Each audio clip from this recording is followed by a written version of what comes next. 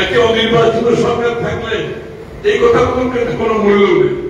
আমি কিন্তু নির্বাচিত সরকার, নির্বাচিত বিরোধী দল, নির্বাচিত সংসদ তাদের কথা বলছি, আমি গণতন্ত্রের কথা বলছি। অনির্বাচিত সরকার কি করবে না করবে আমার মাথা ব্যথা নেই, কিন্তু আমার মাথা ব্যথা আছে আমি একটা নির্বাচিত সরকার দেখতে চাই। আমি একটা নির্বাচনের মাধ্যমে বাংলাদেশের গণতন্ত্রের পুনঃপ্রবর্তন চাই। এটাকে বাধাগ্রস্ত করা চলবে। যদি কেউ বলে শুধুমাত্র একটি দল ডিসেম্বর নির্বাচন চায়, এটা কি সত্য কথা? এটা কি সত্য কথা? ইতিমধ্যে আমাদের সাথে যারা আমরা ঐক্যবদ্ধভাবে শেখ হাসিনার সাথে আন্দোলন করেছি, 52টি দল, আমি সংখ্যাটা বলছি জোরে, 52টি দল ডিসেম্বরের মধ্যে নির্বাচনে আমাদের সাথে যারা কাজ করছে তারা বলছে আরো প্লাস প্লাস আরো বলছে। এই ধরনের একটা বক্তব্য কি আমাদের জন্য জাতির কি প্রাপ্য? এটা কি অর্থ? এই সময়ে জাতি যেখানে সামনের দিকে যেতে চাচ্ছে, কি অর্থ?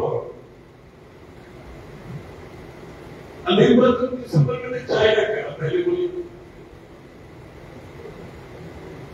কয়েকটি দল, হাতে গুলোতে 5টি দল, তাদের সমর্থনের ব্যাপারে আমি কিছু বলতে চাই না, সেটা আপনারা বুঝেন।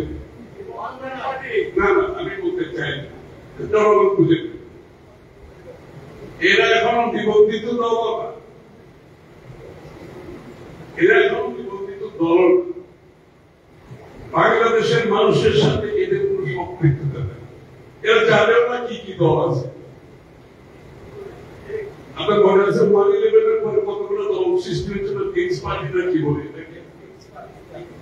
তাহলে কি আমরা কি আবার ওই লাইনে চলতেছি? এই যে কয়েকটি দল যাদের নিবন্ধন হয় নাই, তাদের জন্ম 5 আগস্টের পর, চিন্তা করে না, নিবন্ধন নাই, 5 আগস্টের জন্ম, এরা চায় না।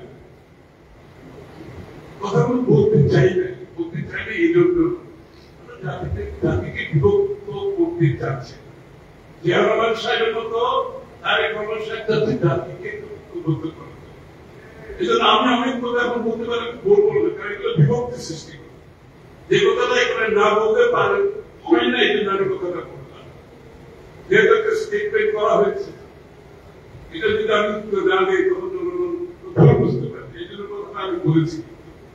এরপরে অনেক কথা বলতে পারি, কিন্তু বলবো না।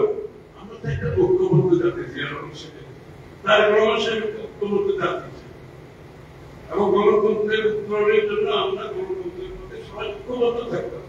গণতন্ত্রের প্রশ্ন তো দ্বিমত থাকার কিছু আছে? কিছু নেই। আমরা তারা কি করেছি এগুলো নিয়ে আমরা কোনো দ্বিধা বিভক্তি সৃষ্টি করতে চাই। তাই আমি বলছি মেসেজ আর কিভাবে যদি গণতন্ত্রের পথে কাদের কথা বলা হয়েছে, গণতন্ত্রের পথ মুক্ত করা হয়,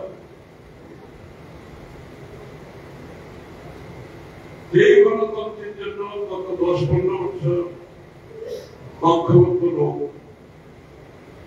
আমরা সাহিত্যের বিএনপি বিশেষ করে, যে গণতন্ত্রের লড়াইয়ে হাজার হাজার বিএনপি সহ অনেকের নেতাকর্মী গুম হয়েছে, খুন হয়েছে, যে গণতন্ত্রের জন্য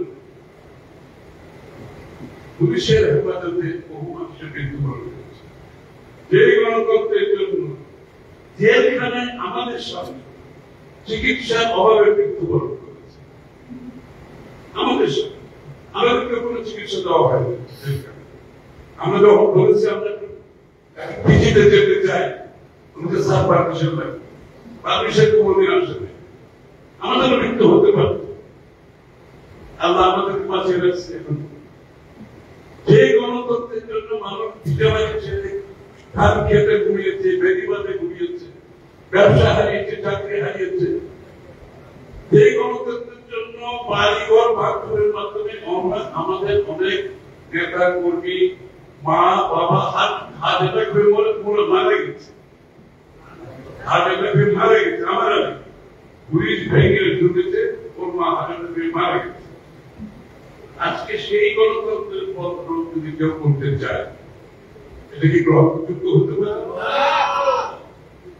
তাহলে সবাইকে মিলে ঐক্যবদ্ধভাবে শান্তিপূর্ণভাবে আমরা গণতন্ত্রের উত্তরণ, শান্তিপূর্ণ ক্ষমতা হস্তান্তরের পথ সুগম করার জন্য ঐক্যবদ্ধভাবে একসঙ্গে আমরা আমাদের স্পষ্টভাবে এখানে কারো কিছু দেওয়ারও নাই, কিছু চাওয়ারও নাই।